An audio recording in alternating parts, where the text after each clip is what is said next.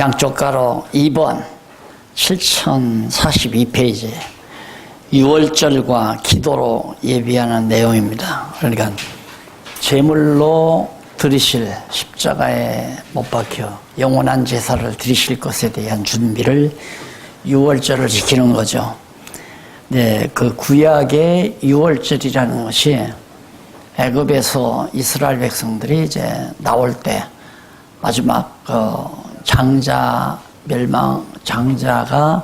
애굽의 장자는 다 죽고 또 첫 새끼는 장자들은 그다음 우리 이스라엘 민족의 장자나 첫 새끼는 하나도 죽지 않는, 그래서 분설주에 6월절 양의 피를 발라가지고 애굽에서 나오게 되죠. 그것을 잊어버리지 않고 기억하게 하기 위해서 절기가 나오는데 그 6월절 절기 아니에요.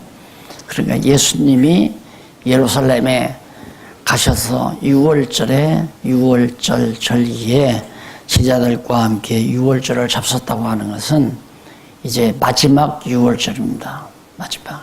그래서 그때 거기서 이제 땅에서 난 포도로 만든 포도주를 마시는 것은 그때로 끝나는 거고, 하나님 나라에 가서 이제 영원한 생명의 피로, 그러니까 하나님 나라에 가서 먹을 때까지는 다시는 이제 땅에서 난 포도주를 먹지 않는다, 그런 얘기도 하시죠. 거기 이제 17절에 보면 무교절, 누룩이 들어가지 않았다고 해서 무교절입니다.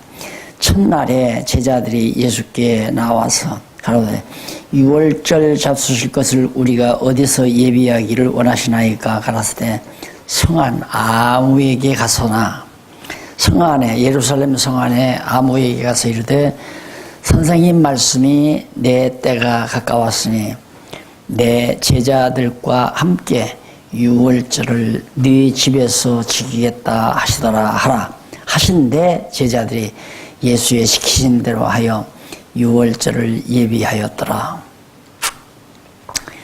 내 때가 아직 가까이 왔다. 내 때가, 그 때는 예수님께서 십자가에 못 박혀 죽으실 때를, 6월절 양으로 피 흘려 죽으실 때를 말하는 거죠. 그러니까 지금까지 예수님께서 변화산에서 제자들에게 이제 변형돼서 나타나 보이시고도 가서 아무에게도 이 말 하지 말라. 또 많은 표적과 기절을 행한 다음에도 아무에게도 말하지 말라. 자기를 숨기시는, 그래서 예수의 은익사상, 지난번에도 말씀드렸지만 신학적으로 참 문제가 많은 내용이죠. 그러니까 너무 간단한 얘기입니다. 그렇게 뭐 복잡한 얘기가 아니라 아직 때가 안 됐으니까. 그러니까 예수님께서 자꾸 피하는 이유도, 바리새인과 서기관들이 이렇게 막 오잖아요. 그럼 많은 무리들을 모아놓고 표적도 행하시고 이제 교훈도 하시다가 피해요.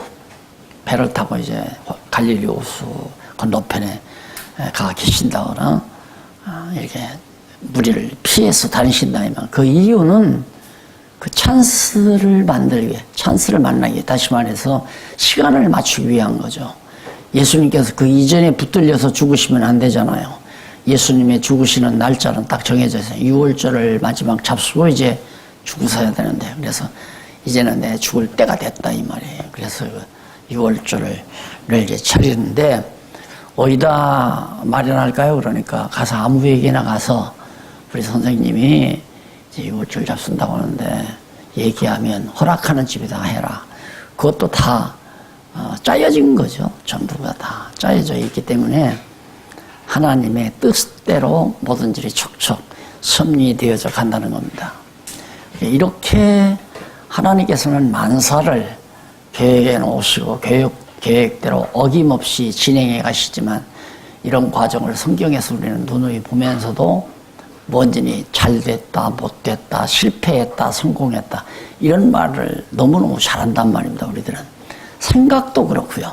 그러니까 내 욕심대로 잘 되면 잘 된 거고, 내 욕심대로 안 되면 실패한 거고, 아직도 예수를 믿고 하나님을 여호와로 경외한다고 하지만 그런 사고를 그냥 하고 사는 경우가 많다는 얘기입니다.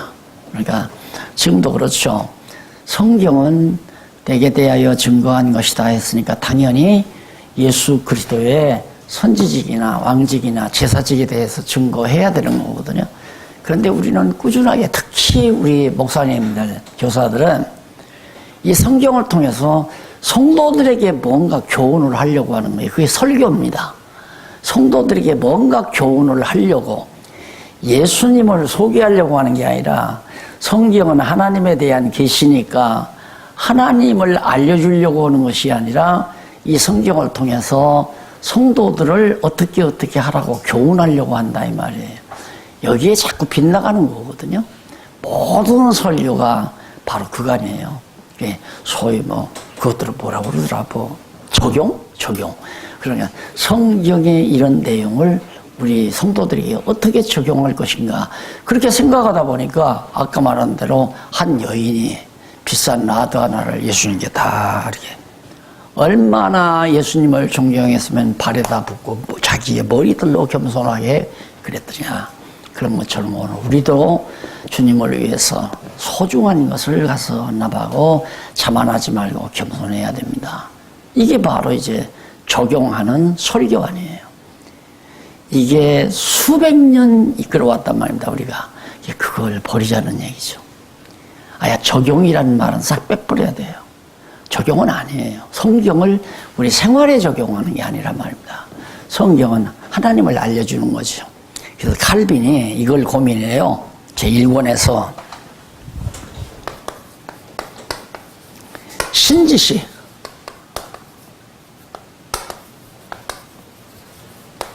신지식, 인간지식, 하나님을 아는 지식과 인간 자기 자신을 아는 지식이 어느 것이 먼저인지 자기는 잘 모르겠다 이거예요. 자기는 잘 모르겠다. 그런데 당연하죠. 우리가 하나님을 성경을 통해서 하나님을 알면, 하나님이 어떠한 분인 줄 알면 바로 따라서 자기를 알게 돼 있어요. 그러니까 구태여 내가 얘기 안 해도 하나님을 알면 자기를 안다 그 말이에요. 내가 조금 전에도 옛버릇이 있어서 그런 얘기했지만 우리는 바로 이제 성경을 보면 하나님을 알고 하나님에 대해서 가르치려는 생각보다는 인간들이 어떻게 해야 될 것을 가르치는 것이 지금 수백 년 동안 흘러온 우리 지도자들의 행태란 말이죠. 그런 자세라니. 그게 안 버려져요. 그냥 성경을 읽고 하나님만 가르치면 뭔가 허전하고 결론을 안 맺은 것 같고, 이래서 이제 어려워지는 거고. 그러다 보면 목적이 사람을 교훈하기 위한 것이지 사람에게 하나님을 알려주려는 것이 목적인데 목적 자체가 바뀌어져 버리는 거죠. 그러다 보니까 이제 교인들이 예수 믿기가 힘들다. 한도 끝도 없다. 이거 하면 저거 한다. 저거 하면 이거 하란다. 해서 한도 끝도 없다. 그냥 하나님 알려주면 자연스럽게, 내가 아까도 그러잖아요. 우리는 성공했다, 실패했다, 잘됐다, 못됐다, 이런 가치 판단 때문에 스트레스를 엄청 받는단 말이죠. 오늘은 잘했다, 못했다, 이건 잘됐다, 못됐다. 그런 게 하나도 있을 수가 없는 거. 하나님을 알면 잘되고 못되는 일이 없잖아요. 다 하나님의 뜻대로 된 건데 모든 범사가 다. 그러니까 범사에 감사하라고 했잖아요, 바울은. 범사에 감사하는 이유가 모든 일이 다 하나님의 정하신 뜻대로 잘 돼 가니까 어디다 유월절을 준비할까요? 그걸 왜 걱정해? 그냥 가서 우리 선생님이 유월절 잡수신답니다. 그러면 허락하면 그 집에다 하면 된다. 다 예비되어 있다, 이거 준비되어 있다. 그러니까 하나님께서 당신을 우리에게 알게 하기 위해서 모든 일을 다 준비해 놓고 이끌어 가시는데 우리는 잘됐다, 안 됐다. 이런 데서도 쉽게 요셉의 이야기가 적용이 되잖아요. 이 요셉의 이야기가 얼른 생각나잖아요. 아버지 사랑받을 때는 잘 됐고, 형제들 미움받아 팔려가는 건 잘못됐고, 그거 아니잖아요. 그거 절대 아니라면 다 잘 되는 일이지. 그래서 우리 하나님을 알고 사는 사람은 좌절하거나 절망이 없죠. 잘됐다 못됐다 고민하고 괴로워하고 속상하고 밉고 저거 밉고 원수를 갚아야 하고 이런 생각이 하나님만 알려주면 싹 없어져 버리잖아요. 구태여 그것을 교훈 삼아서 난 미워하지 마십시오.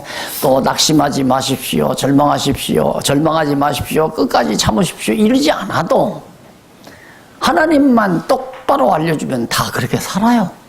낙심 안 하고 끝까지 참고 절망하지 않고 범사에 감사하고 그러고 산단 말입니다. 그런데 하나님은 알려줄 생각 안 하고 자꾸만 하나님을 아는 자의 생활만 앞세우려고 하니까 주객이 전도되는 거예요. 주객이. 그래서 칼빈도 여기에 대해서 정리를 못하고 제 1권에서 1권이 신론 아니에요. 신론인데 하나님을 아는 것이 먼저인지 나를 아는 것이 먼저인지 그건 잘 모르겠다. 그건 칼빈도 뭐가 정리가 아무래도 사람인지라 정리가 덜 될 수도 있죠. 신지식을 굉장히 중요하게 생각을 했어요. 하나님을 알면 자기를 딱 알게 됩니다. 그러니까 하나님의 전능자고 하나님의 섭리 없이는 내가 살며 기동하며 움직일 수 없는 존재라는 거 아니까 내가 오늘 또 숨쉬고 사는 것 하나님의 은혜로 사는구나 이렇게 알 수 있죠. 자연히 내가 무슨 일을 잘했다. 내가 한 것이 아니라 하나님의 능력으로 힘을 줘서 하셨다. 이스라엘 백성들이 가나안 땅 들어가서 잘 먹고 잘 살고 부유하게 살 때 내가 내 손으로 이 부를 이루었다 이렇게 말하지 않는단 말입니다. 하나님을 알면. 근데 하나님을 모르면 내가 내 이 손으로 내 능력으로 이 부를 얻었다 이렇게 얘기할 수밖에 없죠. 그래서 우리는 설교가 아닌 강론을 성경 강론을 통해서 하나님을 증거하는 예수 그리스도를 증거하는 그것이 원리에도 맞잖아요. 내 증인이 되리라 했지 예수님을 증거하는 증인이 되리라 했지 사람들을 교훈하는 선생 되지 말라는 얘기 아니에요.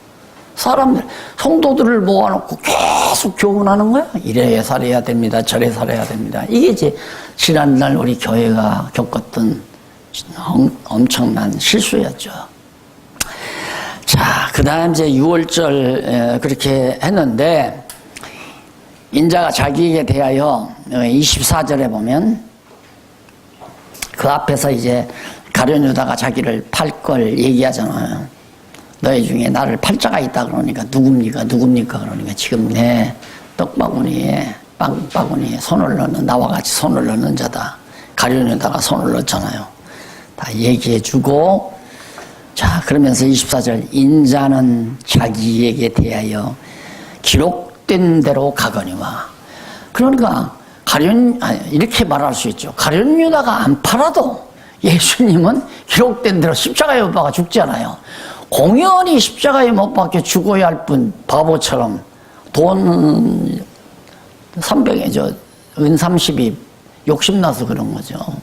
그러니까 범죄는 욕심에서 출발하잖아요. 욕심이 대한 죄를 낳고 죄가 장성한 적 사망을 낳는다.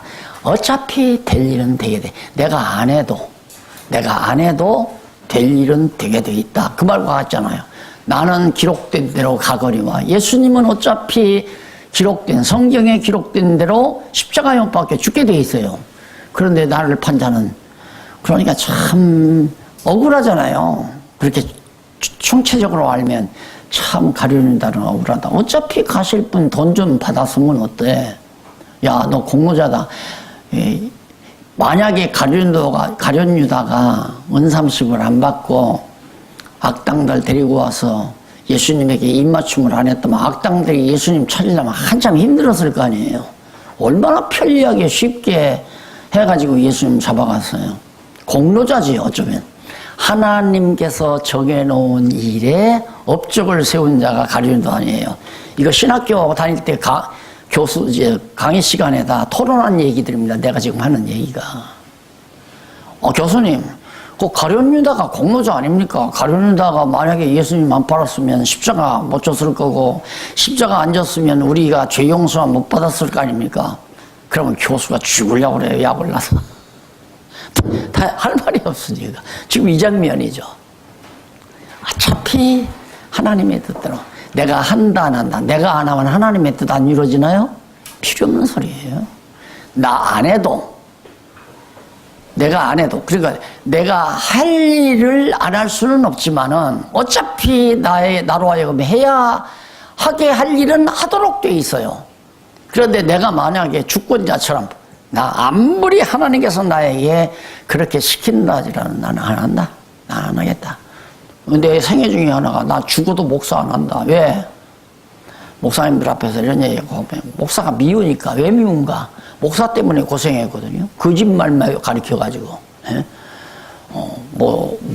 부자는 천국 못 간다고, 약대가 바늘귀로 들어간다고 그러면서 가난하게 살아야 됩니다. 이런 식으로. 자기는 도시에서 부자로 살면서 우리는 농촌에서 가난하게 살고. 와가지고 가르치는, 그렇게 가르치니까 철딱선이 없는 나는 철부지 해가지고 그게 진짜인 줄 알고 돈만 보면 겁이 나가지고. 돈만 보면. 어렸을 때예요. 학교 가기 직전. 외정치한데 일본 애들이 이제 그 교회 교회당을 뺏어갔어요. 일본 애들이. 교회당을 뺏어가지고 거기다가 이제 면사무소를 거기다 교회당이 기와집으로 돼 있었으니까. 그런데 토요일 날인데 오후쯤 해가 싹 비치는데 아무도 없어요. 안에 숙직도 없고. 그러니까 나는 바로 그 옆에 이제 사택에서 살고 문을 가만히 열어보니 아무도 없고 문이 열려요. 그러니까 가만 가면 호기심에 거기 막 책상도 번질번질한 책상도 있고 의자도 있고 막 그러잖아요. 그러니까 학교 가려니까 연필도 필요하고 가방도 필요하고 그런 생각 늘 하던 차에 가니까 와, 막 책상들이 있고 그러는데 너무 좋은 거예요. 그래서 어느 책상에 가서 서랍을 싹 열어보니까 와, 빨간 뿔로 만든 일제 필통이 있는 거야. 와, 그걸 딱 빼가지고 막 여기다 가지고 있는 거야. 야, 이거 가지고 학교 가면 얼마나 자랑거리가 될까. 그런데 야이로 소리가 전막이다 들리는 거예요. 그냥 그걸 가지고 그냥 도망친 거죠. 거기서 놀 시간도 없이 그냥 붙들고. 집으로 들어갔는데 막 딱 들어가니까 가서 이부지를 뒤집어쓰고 막 아빠 막 엉엉 우니까 그 사람이 와서 저놈 저 용기 끌어내라고 막 당신 아들 용기가 도둑질 해갔다고 그러니까 아버지는 또 벗따라서 이부자리 걷어치고 이놈 잡아가세요 끌어내주는 거예요. 그런 시절을 내가 보낸 적이 있는데 돈 있으면 천국 못 간다고 가르쳐주는 그 목사님이 내가 돈 많아야 그런 것도 사가지고 가고 가방도 사고 신발도 사신고 학교를 가는데 아버지가 가난하고 그거 가난을 자랑으로 사왔단 말이다. 나중에 그걸 커서 깨닫고는 아무것도 몰라가지고 거짓말만 가르치고 그래서 난 목사 죽어도 나는 목사 안 한다. 근데 목사 됐잖아요. 그게 필요 없어요. 그냥 그래서 내가 하는 그냥 살아라. 되는 대로 그냥 살아라. 되는 대로란 말은 하나님이 정해놓으신 대로 살게 돼 있으니까 그냥 날마다 되는 대로 살아라 그 말이에요. 그런데 뭘 잘났다고 구상을 하고 1년 후에는 무엇을 하고 3년 후에는 어떻게 하고 뭐 계획을 10년 계획을 세우고 5개년 계획을 세우고 이 주책을 떨면서 살잖아 인간들이. 그래서 계획대로 되면 성공했다고 그러고 안 되면 패배했다고 생각하고 그게 다 하나님을 몰라서 그렇게 사는 거 아니에요. 되는 대로 모든 범사 금년은 하나님께서 좀 어렵게 나를 살아가도록 이끌어 가시는구나. 그리고 그냥 그걸 참고 기다리면서 하나님의 정하신 뜻 따라 감사하고 가난에도 감사하고 부여에도 감사하고 건강에도 또 병들어도 모든 범사를 받아들이고 살 수 있는 사람으로 하나님만 알면 바뀌어 간다. 이걸 내가 바꾸려고 지도자들이 사람을 바꾸려고 하지 말고 하나님을 아는 지식으로 바뀌어져 가게 해라 그 말이에요. 그러니까 적용 안 시켜도 돼요. 그냥 하나님이 어떠한 하나님인가만 성경이 말한 대로 정난하게 잘 가르치면 나는 성경대로 이미 나는 기록된 대로 가거니와 나를 판자는 화가 있으리라 하는 말들이 참 세상적인 상식적인 용어로 보면 납득하기가 참 힘들죠. 그것이 신지식과 인간의 모습을 잘 보여주는 한 대목이라고 그렇게 생각을 합니다. 그러면서 이제 예수를 파는 유다가 대답하여 가로되 랍비여 내니까 자기인지도 몰라. 예수님이 앞에서도 다 가르쳐 줬건만은 자기가 예수 팔지도 몰라요. 모르죠. 순간 은삼십을 보는 순간 나 너 은삼십 줄 테니까 너 스승 좀 잘 안내해라 이거 아니겠어요. 그러니까 은삼십의 눈이 확 보는 순간 그만. 그것이 다 사단을 통해서 하나님께서 역사하시는 하나님의 섭리 아닙니까? 악인도 악한 날에 적당하게 다 지으셨다. 이제 이 세상에 악인들이 하는 일도 저러면 안 돼, 이렇게 해야 돼, 이런 식으로 인간 생각대로 되는 게 아니다 이 말이에요. 그러니까 도리어 우리는 잘못 사는 사람들, 하나님의 뜻을 거역하고 사는 사람, 어쩌다가 저 사람은 저렇게 하나님께서 정해놓으셨을까? 이게 올바른 생각 아니에요. 나를 어떻게 하면 저런 인간으로 쓰시지 않았는가? 도리어 감사가 나오고, 그렇게 악하게 쓰임받는 자보면 측은하고 불쌍한 생각이 들어갈 수밖에 없고, 이것이 이제 올바르게 하나님을 아는 자들이 가지게 되는 태도가 될 수밖에 없죠. 차라리 제게 나지 아니했으면, 가능했으면 저런 인간은 출생을 안 했으면 얼마나 좋아요. 그러나 출생하도록 정해져 있으니까 출생할 수밖에 없어요. 어쩔 수 없어요. 그러니 정말 우리 목사님들 다만 몇십 명이라도 영혼을 위해서 내 한평생 주의 말씀으로 봉사할 수 있는 이런 도구로 하나님이 날 쓰신다는 것은 정말 다시 없는 감사함이고 정말 하나님의 크신 은총이다 생각하지 않을 수 없죠. 지금도 남을 속여야 되고 거짓말을 해야 되고 남 속여 먹어야 되고 권모술수를 행해야 세상에서 살아가는 세속적인 인간들이 얼마나 많습니까? 그러나 그냥 오직 이런 전능하신 하나님 딱 의지하고 어떻게 하나님은 나를 이런 소중한 선한 일에 쓰임받도록 선한 도구로 삼아주셨는가? 한없는 감사와 평강을 가지고 살아갈 수 있다는 것은 하나님의 크신 은총이 아닐 수 없죠. 그러면서 저희가 먹을 때 예수께서 떡을 가지사 축복하시고 떼어 제자들을 주시며 가라사대 받아 먹으라 이것이 내 몸이니라 하시고 또 잔을 가지사 살해하시고 저희에게 주시며 가라사대 너희가 다 이것을 마시라 이것은 죄사함을 얻게 하려고 많은 사람을 위하여 흘리는 제사직 맞죠? 네. 많은 사람을 위하여 흘리는 피 나의 피 곧 언약의 피니라. 그러나 너희에게 이르되 내가 포도나무 위에서 난 것을 이제부터 내 아버지 나라에서 새 것으로 포도나무 위에서 난 것이 아니라 새 것으로 너희와 함께 마시는 날까지 이 새 것이란 하나님의 생명을 함께 호흡하고 사는 영원한 하나님 나라를 말합니다. 그때까지 마시지 아니하리라. 그런데 뭐 성찬 예식을 1년에 2차례 해야 한다. 매주일마다 해야 쓸데없는 얘기를 그냥 가지고 학자들이 앉아서 노닥대고 앉아서 매주일마다 성찬 예식 한다고 그 미사 아닙니까? 미사는 뭐예요? 여기다 뭐 과자 부스러기인가 뭐 빵떡죽 부스러기인가 벽장 만들어 놓고 또 놓고는 그것만 내다 주고 포도주는 일반 평신도는 안 줘요. 그들이 말대로 평신도, 고신도만 먹어야죠.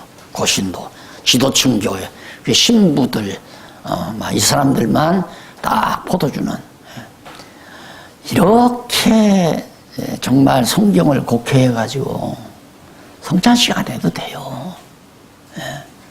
천국 가서 완전한 것을 할 때까지 하는 거 아니에요. 다만 바울이 고린도서서 배울 때 나오겠지만 성도들이 모일 때 식사를 함께 해요. 같이 식사해요. 그냥 식사 생활이에요.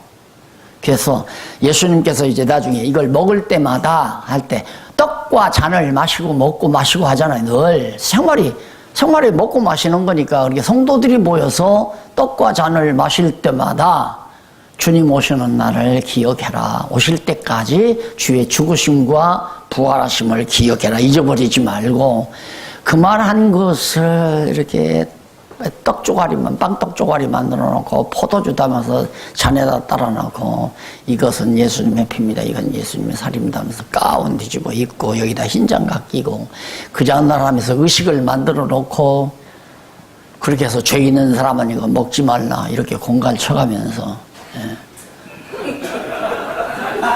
누가 먹어요? 이거 죄 있는 사람 못 먹어. 아무도 못 먹죠. 근데 나는 순진해가지고 유아세례 받았으니까 먹을 수 있잖아요. 유아세례 받고 이제 소년이 됐으니까 시골이니까 뭐 어른들 얘기 다 참석하죠. 성찬 시간 나면 더 참석하죠.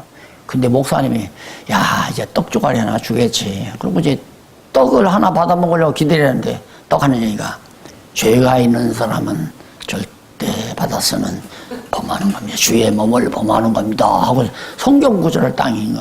그 말 딱 들으면 야 내가 찬양대 앉아가지고 찬양대 남자니까 내가 이제 테너 그때 했으니까 뒷자리에 앉잖아요. 때로는 뭐 성가 지휘도 학생 성가대 지휘도 하고 그랬으니까 뒤에 앉았다가 나와서 지휘하다 보면 뒤에 앉으면 여학생들 단발머리가 다 보인단 말입니다. 딱 화이트 칼라 딱 해서 딱 입고요. 그거 가면 두두두두두두 그게 음란죄 범한 거 아니야? 그 생각이 나서 도저히 떡조가리를 못 받아 먹는 거예요. 그 나중에 알고 보니까 참 먹어도 괜찮은데 그렇게 먹고 싶은 떡을 성찬식 딱 끝나면 그 나머지 있잖아요. 그거 집으로 가져서 먹으면 얼마나 좋겠어요. 그런데 그거 딱 갖다가 누가 아버지가 딱 갖다 담장 밑에 파고 거기다가 다 쓸어 집어넣어요. 그래 덮어버려요. 개미들은 먹어. 아들은 못 먹어도 개미는 먹어. 그런 형편없는 길 속에서 내가 신앙생활을 했으니 커서 내가 죽어도 나는 목사 안 한다고 그러죠. 난 그 짓을 못하겠다. 에?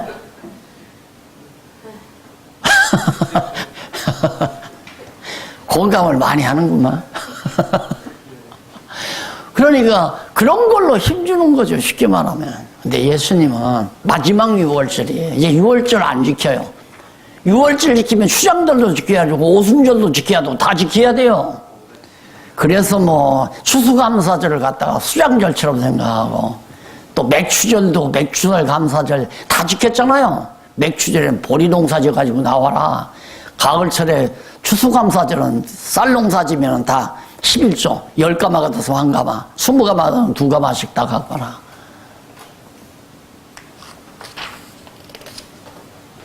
구약을 인용해서 제자들이 다 예수를 버릴 것을 가르칩니다. 가룟 유다만 예수를 파는 게 아니라 제자들도 다 30절로 35절 다 예수 버린다. 정말 다 버렸잖아요. 이게 이제 예수님 살아 생전에 이 지상에 계실 때 이루어질 예언들이에요. 왜?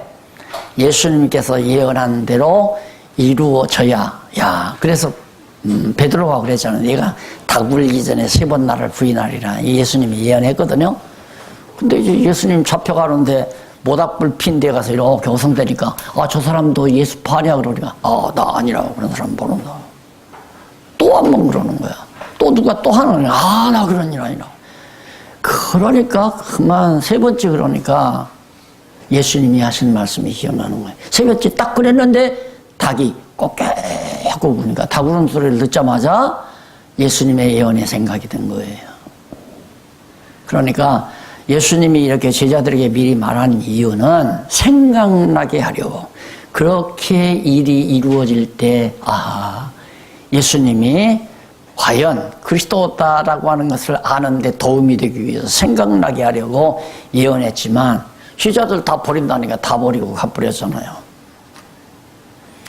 그래서 겟세마네에서 예수님께서 이제 마지막 기도하는 장면이 나오죠. 이 기도 장면도 겟세마네에 올라가서 예수님께서 제자들은 이제 밑에서 다 머물러 있고 너무 괴롭죠. 어떻게 죽을 것을 당신은 알잖아요. 어떻게 죽게 될 것을 아니까 너무 괴롭단 말이에요.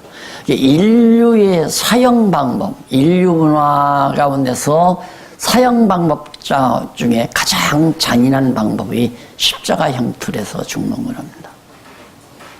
일주일을 간대요, 보통 일주일. 그러니까 십자가에 딱 못 박아 매달아 놓으면 여기서 다 이제 피가 다 올라가서 쏟아질 거 아니에요. 그럼 아래로 내려가서 발에 피다 못 박은 데서 이제 쏟아지고 피가 금방 돌아서 이 피가 다 잦아진 다음 실하게 쪽 빠져가지고 이제 마지막 운명을 하는 일주일이 간답니다.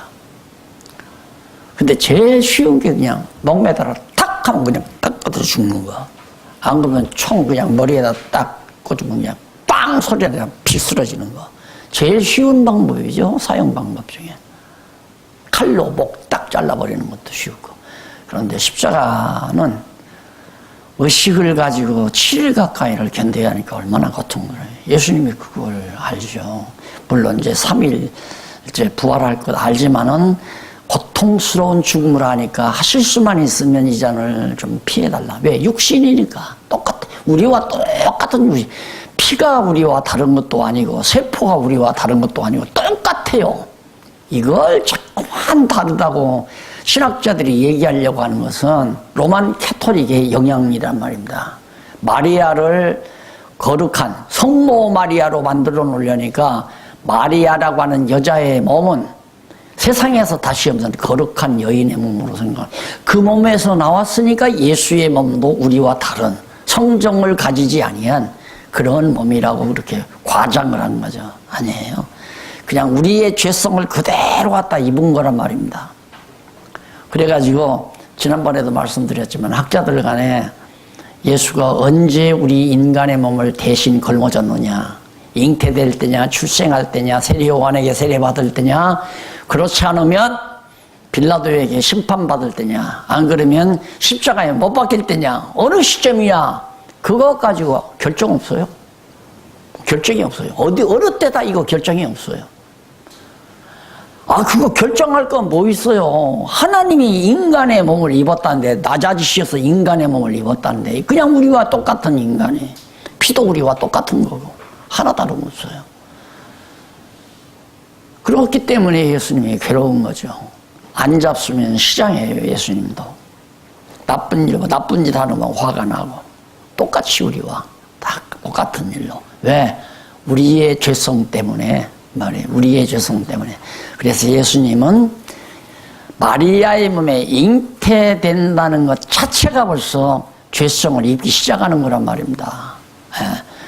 그런데 뭐 성모에게 잉태됐기 때문에 거룩한 몸이다 이런 얘기지만 예수님의 육체가 우리와 똑같은 타락된 죄성 있는 몸을 입으신 건데 그러니까 괴롭고 그래서 하실 수만 있으면 이젠 피하게 해달라. 몇 번 기도하다가 알죠. 앞에서도 알잖아요. 나는 기록된 대로 간다. 알고 있기 때문에 어차피 안 될 거. 아무리 내가 하나님 앞에 기도해도 안 이루어질 거. 그러나 내 뜻대로 마옵시고 어차피 당신 뜻대로 말라고 안 해도 당신 뜻대로 안 돼. 하나님 뜻대로 되지. 예수님 기도하는 십자가 안 지게 하나님이 하실 분이 아니잖아요. 정해져 있는데. 그러니까 내 뜻대로 마옵시고 아버지 뜻대로 하옵소서. 말 안 해도 아버지 뜻대로 할 거야. 안 그래요? 그러니까 예수님은 하나님의 뜻을 아니까 하나님의 뜻대로 하시라고 기도하는 것처럼 오늘 우리들도 진짜 올바른 기도를 하려면 하나님의 뜻을 알고 기도를 해야 올바른 기도죠. 그래서 우리가 기도할 때는 이런 얘기 저런 얘기 다 할 수 있죠. 너무 가난해서 힘듭니다. 덕스럽지 않고 참 오늘 또 창피한 일을 당했습니다. 하실 수만 있으면 좀 부유하게 해주실 수 없나요? 다 할 수 있어요. 밤새것도 할 수 있어요. 예수님도 3번씩이나 하잖아요. 그러나 빠지지 말리 절대 빼놓지 말고 해야 될 마무리 기도가 있어요. 그게 뭐냐면 하오나부터예요. 하오나. 내가 요구하는 대로 하지 마옵시고 아버지 정하신 뜻대로 하시옵소서. 그리고 잘 그 뜻대로 뜻대로 감당할 수 있게 해주시고, 가난하게 하실 때 가난 감당하게 하시고, 부유하게 할 때 올바로 부유하게 감당하게 하시고, 병들었을 때 건강할 때, 그것이 바로 우리의 살아있는 기도고, 하나님의 뜻을 올바로 알아서 그 나라와 그의만을 구하고 살면 더할 나위 없죠. 지적해서 그 나라와 그의를 구하라. 그 나라와 그 나라는 천국으로 오신 예수 그리스도, 그 의는 하나님의 의로 오신 예수 그리스도. 결국 마지막 우리의 기도는 예수 그리스도가 우리의 기도예요. 지금 성도들에게 이렇게 예수가 그리스도심을 가리키는 것도 오직 그리스도, 머리 대신 그리스도만을 사모하고, 머리 대신 그리스도만을 왕으로, 선지자로, 제사장으로 알고 경외하며 섬기며 머리 대신 그리스도의 뜻을 따라 살기를 바라는 그 기도가 가장 정확하고 분명하고 살아있는 기도다라고 말했습니다. 자, 그 다음 넘어가서 순환을 받음에 의한 성취 26장 47절로 75절 길이에요. 순환을 받음에 의한 성취. 예수님께서 십자가에 못 박혀 죽으시잖아요. 우선 넘어가서 26장 47절. 팔려 붙잡히고 버림당함. 예, 여기 이제 버림당함은 극치로 내모는 장면입니다. 그러니까 예수님께서 버림당하신다고 그러죠. 낮아진다는 말과 버림당한다는 말은 상당히 관계성이 있습니다. 예, 예수님께서 버림을 당하시는 것이 낮아지시는 과정이고, 버림을 당하는데 어디까지 버림을 당해요? 음부에까지 버림을 당해요.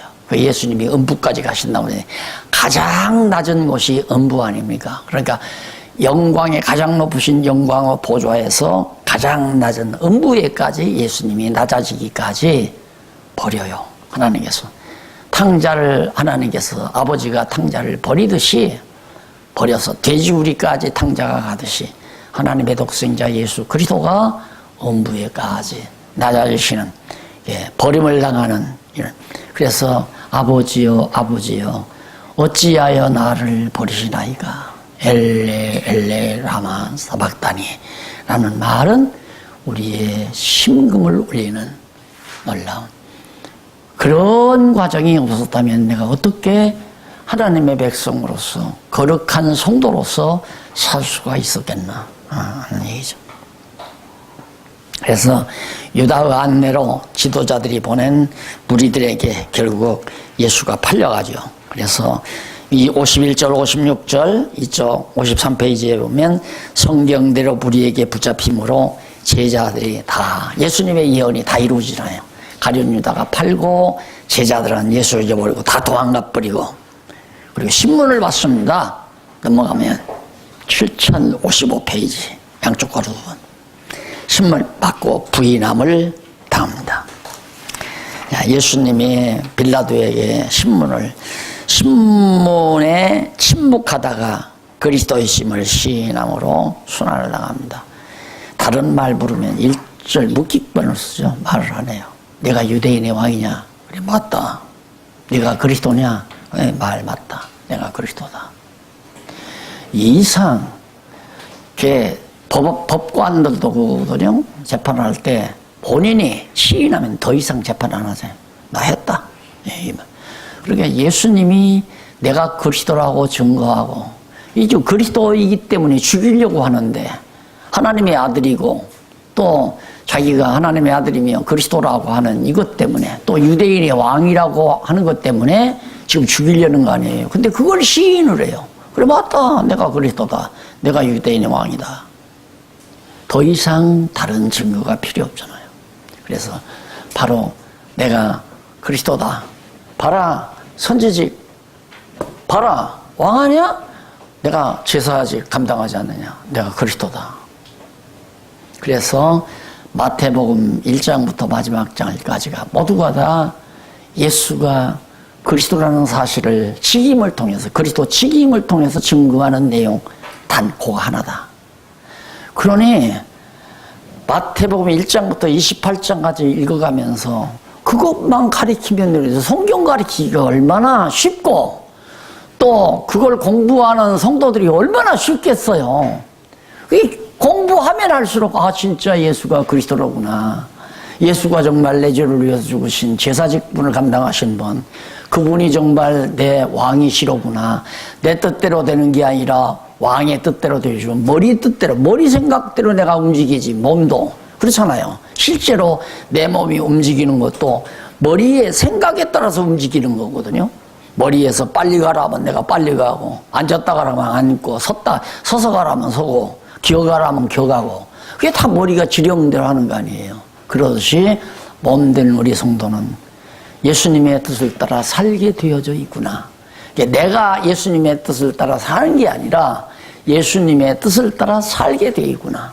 가난하게 사는 것도 예수님의 뜻이고, 부유하게 사는 것도 예수님의 뜻이고, 건강하게 또 병들게, 천대받게 존경받게 사는 모든 것이 다 머리 대신 주님의 뜻을 따라 내가 사는 거구나. 그래서 범사에 감사하고 사는 삶이 이루어지게 된다.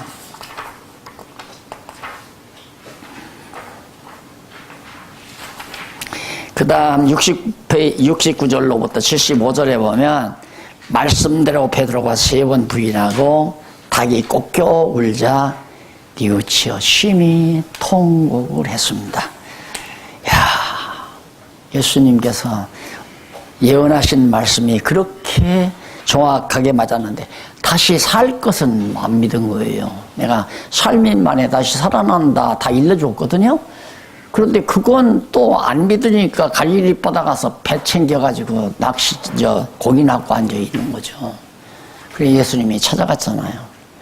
그러니까 택한 백성은 예수님을 버려도 예수님이 찾아 나신다. 그것이 아가서가 우리에게 주는 놀라운 작품입니다. 술람이가 신랑을 저버리고 나가버려서 외간 남자들하고 만신창이가 되지만은 그런 만신창이 된 여인을 신랑이 찾아 나서서 가서 붙들고 우리 새롭게 아름다운 봄동산, 꽃이 피는 봄동산으로 가자고 어루만지며 데리고 오는 신랑의 그 모습이야말로 우리의 영원한 신랑 되신 그리스도의 모습임을 우리가 알진데 땅 위에서 잠시 고생하고 만신창이처럼 살아간다 할지라도 찾아오실 그리스도를 우리는 소망하면서 마음의 평강을 누릴 수가 있다는 얘기죠. 그 다음에 27장 넘어갑니다. 정죄와 희생에 의한 성취입니다. 정죄는 죄가 없는데 그에게 뒤를 덮어 씌우잖아요. 정죄된 재물에 의한 성취 27장 다 아시는 얘기니까 제목 살피고 끝을 맺도록 합니다. 이방인의 손으로 넘어갑니다. 이방인의 손에 넘기워진다라고 하는 거. 자, 그러면 로마 제국이 64년에 주전 64년에 야포에 예수님 오시기 전 64년에 BC 헬라 제국을 제패하고 로마가 완전히 장악하게 된 것은 그리스도를 죽일 자를 하나님께서 미리 준비하는 거 아니에요. 이런 데서 국가와 세속 국가와 교회와의 관계를 잘 우리는 염탐할 수가 있습니다. 그래서 그냥 생각하면 써야 될 글도 많지만 이제 글을 쓴다는 것이 성경은 이게 막 아주 거대하고 아름다운 거니까 정신없이 썼는데 이런 쪼각지 글들은 내 마음에 양이 안 차요. 그래서 좀처럼 안 들리는데 이 국가와 종교에 관한 기독교와 국가와에 관한 관계가 이 속에 아주 물씬 남겨져 있죠. 이거 다 준비하시는 거 아니에요? 바둑판 놓는 거란 말이에요. 누구? 예수 죽이려고. 그것도 헬라가 예수 오실 때 그냥 지배했으면 십자가 형틀이 없어요. 예수님은 나무에 매달려 죽으셔야 되거든요. 그러니까 나무 형틀 십자가에 매달려 죽어야 한단 말입니다. 모세가 광야에서 이렇게 뱀을 든 것 같이 인자도 나무에, 그래서 나무 위에 매달려 죽는 자마다 바로 저주활이 있다고 해요. 예수님이 우리 대신 저주받아 죽으신 거 아니에요. 압살롬이 나무 위에 매달려 죽었잖아요. 아버지 다윗을 반역하다가 저주받아 죽은 거란 말입니다. 압살롬이. 그러듯이 예수님도 우리가 받아야 될 저주를 대신 받아야 되니까 나무에 매달려 죽어야 하는데, 나무에 매달리면 십자가 형틀에 매달려 죽어야 한단 말입니다.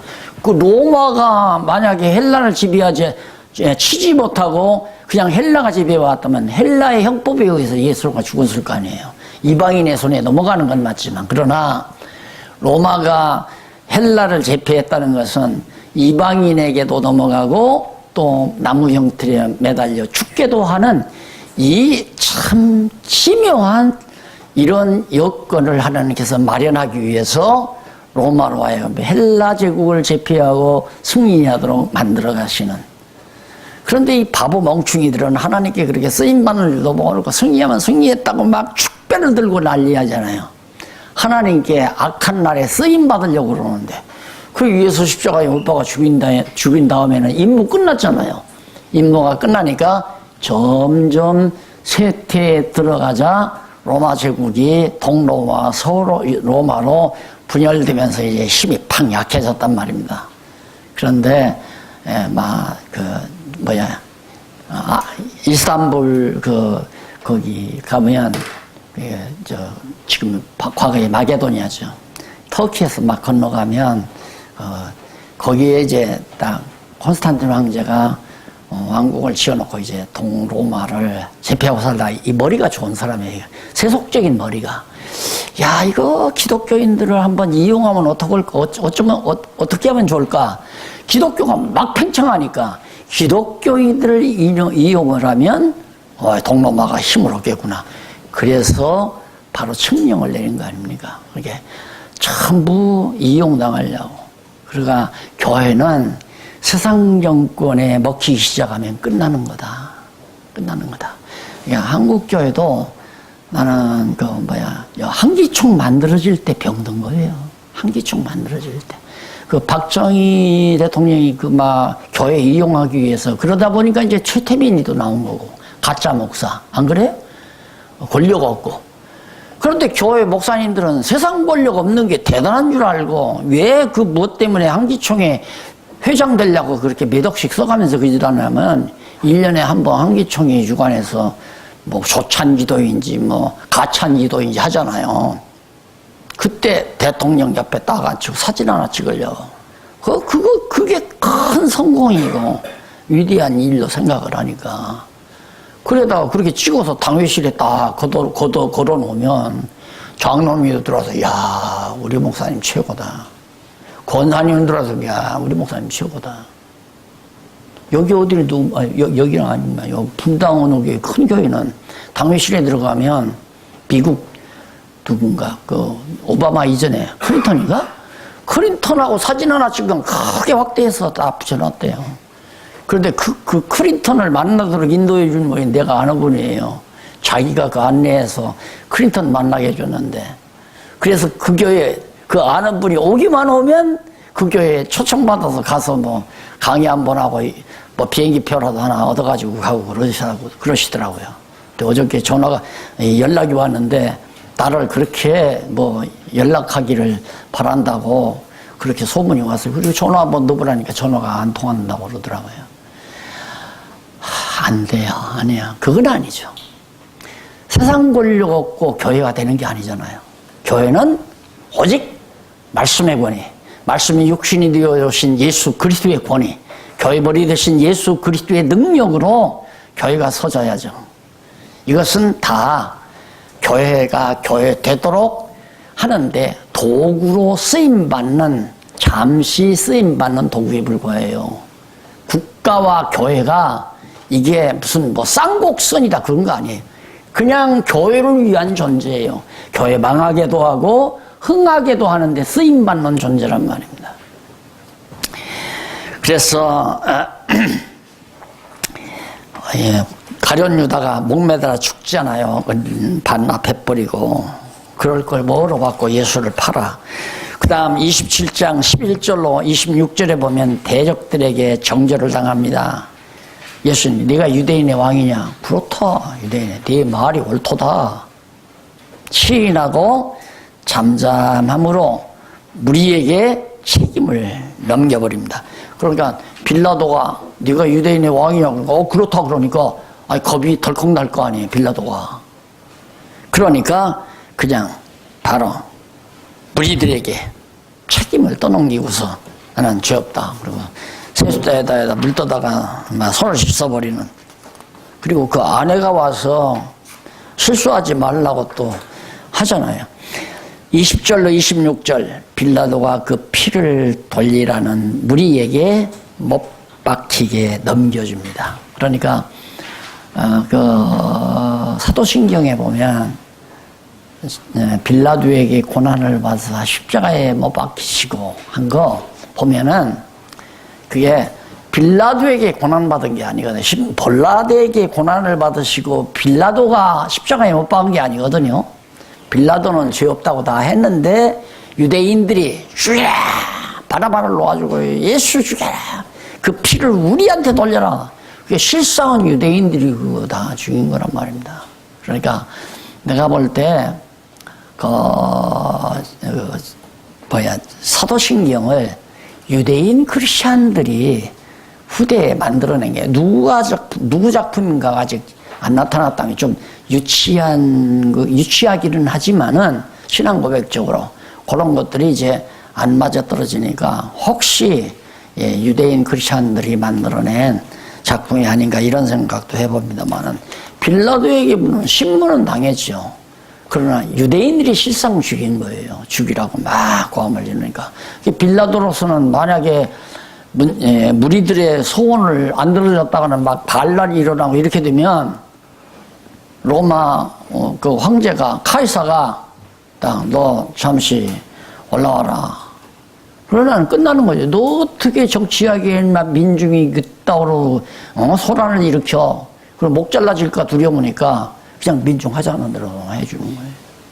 그렇게 해서 결국 희생을 당하게 됩니다. 27장 27절로 66절까지 보면 희생의 제물에 의한 성취. 그래서 대적들에게 수치를 당하고 침 뱉고 옷 뱉고 뺨 맞고 막 이런 총도 군대에게 온갖 희롱을 다 로마 군병들이 이방인의 손에 놓은 거예요. 왜 그러냐면 유대인들은 실제로 사형을 집행할 자격이 아니에요. 모든 사형권이 로마로 넘어갔기 때문에. 그러니까 실제로 사형 집행은 로마 군병들에 의해서 됐죠.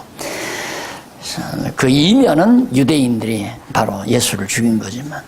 그래서 온갖 희롱을 다 당한 후에 죽음으로 끌려가는, 그래서 십자가에 못 박혀 여러 부류들에게 모욕을 당하고 희롱을 당하는.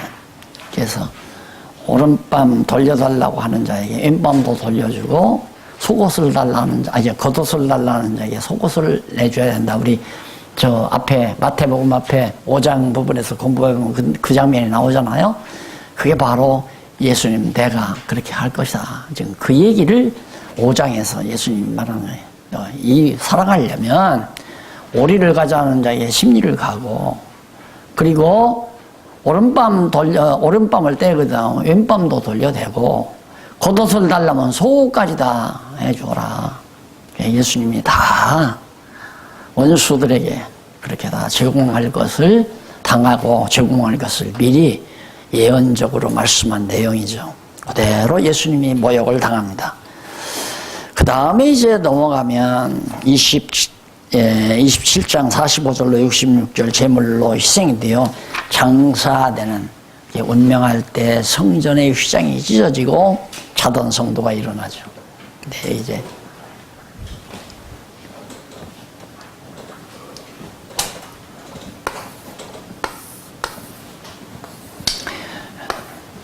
회막 성전 이제 지성소 휘장 아니에요. 이게 휘장이 밑에서 위로 찢어지는 게 아니라 위에서 아래로 쫙 찢어져 보내요. 길이 세 길이 열린 거예요.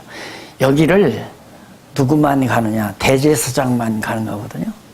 그러니까 예수님이 운명하는 순간 이게 찢어져 버린 거예요. 찢어지면 지성소와 성소가 하나이 된다는 얘기고, 영원한 대제사장이신 예수 그리스도가 지금 여기를 휘장을 지나서 지성소로 가실 길이 열렸다는 얘기 아니에요. 그래서 이제는 구약시대 이런 땅에다가 집을 짓고 제사하는 이런 건 이제 다 끝나고 예수님이 무덤에 묻혔다가 3일 만에 부활하셔서 바로 영원한 지성소 하나님 보좌 우편으로 승천하실 것에 대한 하나의 상징적 사건이 휘장이 위에서 아래로 쫙 찢어지는 이런 사건으로 나타나게 됩니다. 따라서 예수는 참으로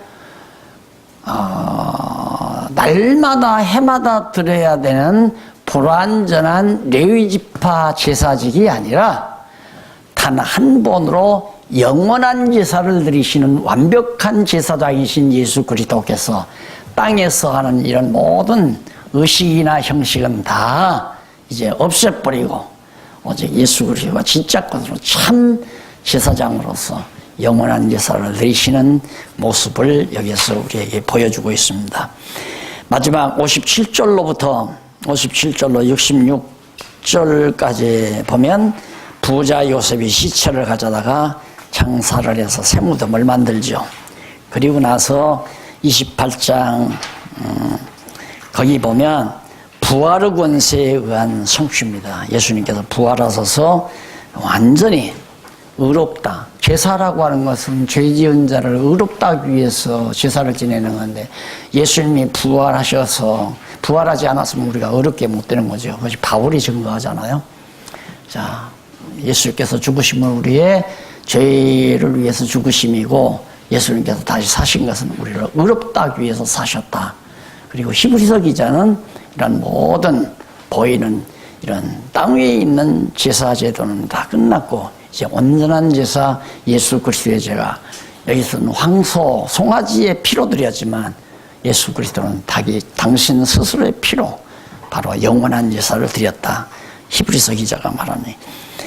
그래서 부활의 확증에 의한 부활했다는 걸 확증해 주는 내용이 28장 1절로 6절 안식 후 첫날 그리고 안식 후 첫날 그리고 일요일 아침입니다.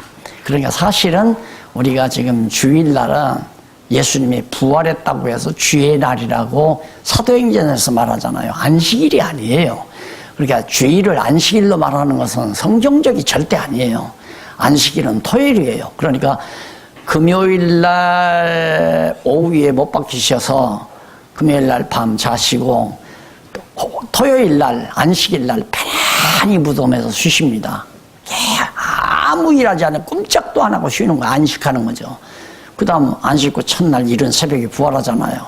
그러니까 2박 3일이에요. 예수님이 3일 만에 그러니까 운명하신 지 3일 만에 두 밤 자고 이른 새벽에 주일날 아침에 예수님이 부활하신 겁니다.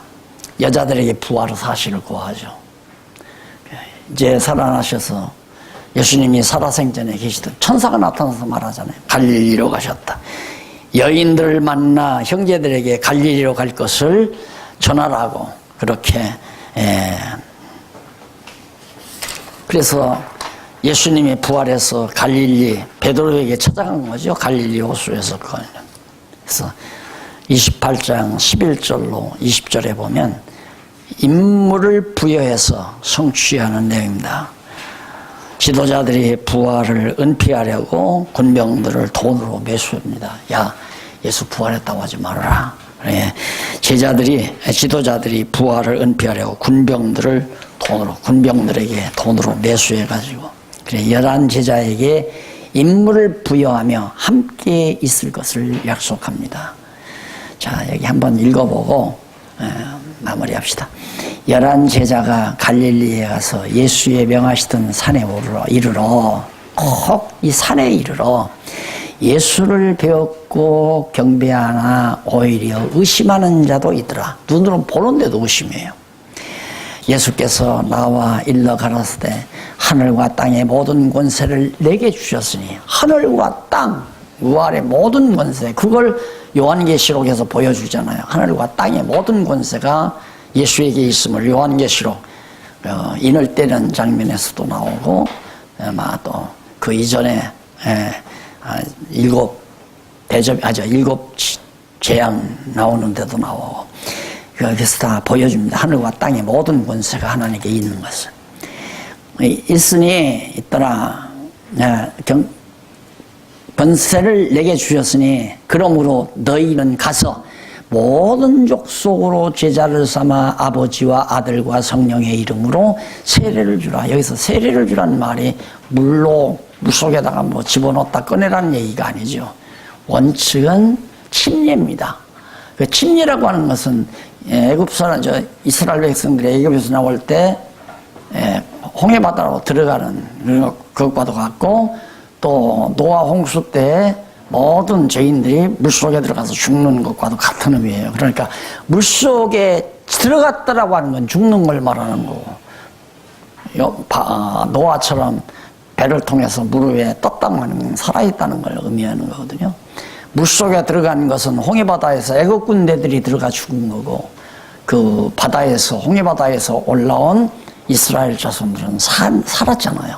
그래서 침례라고 하는 것은 진정한 의미에서 육신은 죽고 영적으로 다시 거듭나고 중생하는 것에 대한 하나의 모형적 사건이에요. 그러니까 물로 이렇게 세례 안 줘도 아무 지장 없어요. 그리고 예수님도 하나도 안 줬고, 바울도 누구 한 사람한테 줬다고 그러더라고요. 이게 초기 잘 몰랐을 때는 바울이 세례를 줬겠죠. 그 다음에 안다면들은 바울도 세례 안 줬어요. 그런데 그런 전부 의식을 만들어가지고 로만 캐토릭에서 개혁할 때 세례와 성찬만은 남겨놨지, 칠성례 가운데 2개를 그대로 인정해서 받아들인 게 개신교예요. 그거 받아들이는 것이 개신교가 의식중심, 형식중심, 외식중심으로 타락하는 요인이 됐다고 나는 그렇게 보는 겁니다. 그러니까 개신교는 오직 말씀중심, 어디서나 때를 가르지 말고 장소 가리지 말고 그냥 모여서 성경 가리키고 성경 말씀으로 서로 믿는 것과 하는 것이 하나 되도록 노력해가는, 그게 정말 살아있는 교회인데, 결국에는 의식과 형식으로 빠져서 지금에는 완전히 예배, 미사와 똑같아요. 미사나 그 사람들 아야 천주교는 미사라고 하는데 그걸 살짝 간파라치해서 예배라고 만들어 놓고, 저쪽에서는 이제 신부가 제사장 역할을 하잖아요. 여기는 목사가 제사장 역할을 하고, 그 다음에 회당을 갖다가, 교회 회당을 갖다가 저쪽에서는 성당이라고 말하잖아요. 집당자. 이쪽에서는 집전자 써서 성전이라고 말하고, 글자 하나씩이 다르지만 한문으로 따지면 똑같아요. 완전히 회귀한 거예요. 구교로 다시 회귀해버린 거예요. 500년 만에. 이걸 빨리 정신 차려서 이거 돌아서야지. 돌아서서 순수한 말씀 중심 개혁의 기본 정신대로 말씀 중심의 교회로 돌아가지 아니하면 또 교회가 교회다울 수가 없다 하는 얘기입니다. 자, 이렇게 해서 다음 시간에 신분에 의한 성취 마가복음입니다. 여기부터 다음 시간 공부하도록 하고, 요 마무리하고 마가복음으로 들어가면서 이어주고 다음 시간 가도록 하겠습니다. 이 뒷부분은 남겨놓고요. 피곤하신데 수고들 많이 하셨습니다. 다음 화요일 날 만나보기로 하고요. 기도하십시다. 자비하신 아버지 하나님, 감사합니다.